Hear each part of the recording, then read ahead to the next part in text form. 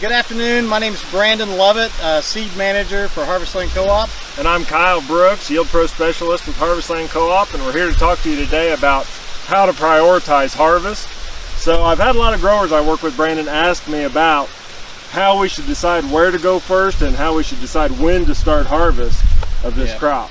Yeah, it's been an interesting year to say the least. It's October 1st right now, and we've got probably a long road ahead of us before we're going to be done with harvest.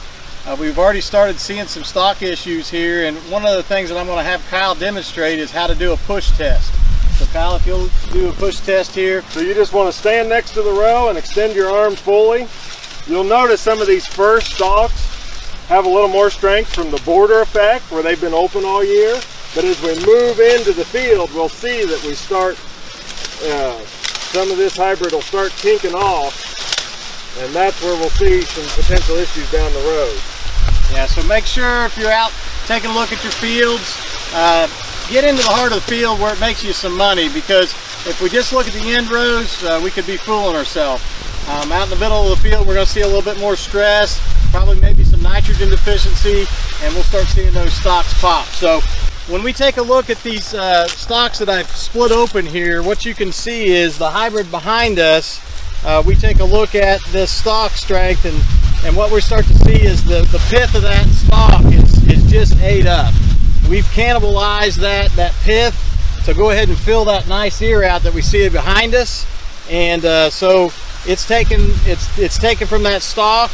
And so the pith's gone, and then the rind strength's just not there. So that's where those plants will just break off. So that's probably the most severe that I found. I start to see some of that same cannibalization, a little bit less, and then even less. But this one here's subject to some problems there as well. This is probably the strongest stalk that I found. You can see that pith's still nice and white, and actually the rind strength on that's very good. So if we were going to prioritize these out, if I had a field that had several plants per acre that looked like this one here, I'd put that up close to my harvest schedule early. And if I've got products or hybrids or fields that look like this, I'd probably hold off and delay harvest a little while longer. Moisture really is not our factor this year on when we should harvest this. I would be taking a look at stock quality, stock strength, and standability. So Kyle, we've started harvest. Things are starting to get cut here on October 1st, and from our conversation earlier, you kind of indicated that you've got some growers that have had some things sneak up on them on beans and kind of surprised them in their soybean crop this year. So to start off with, this year we've seen some beans be surprisingly dry. I think probably from the heat and the lack of moisture we've had.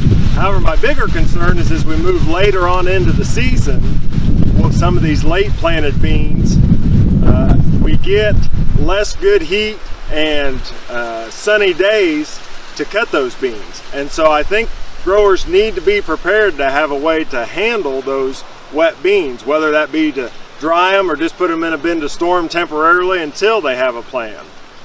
But traditionally, elevators are not very happy about dealing with wet beans. So I think a grower needs to have a plan for that, as many late beans as we had in our area this year. Yeah, and one recommendation that I would have is make sure you give your local elevator, your typical grain buyer, a call.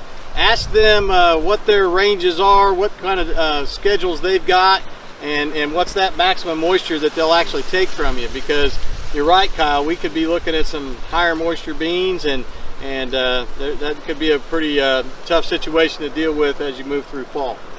Anything else you're seeing out there, Kyle? Still seeing some green stems this year and some leaves, so I encourage you to get out and check them and see what moisture the beans really are to cut this year. Don't just drive by and look at them and assume they're not ready yet, because with some of this odd season we've had, I think we'll see some odd maturing beans as well. Yep, I agree with that too. So we'd like to thank you for your time this afternoon. As you get your fields harvested, don't forget to fall spray. We're here to help you take care of that.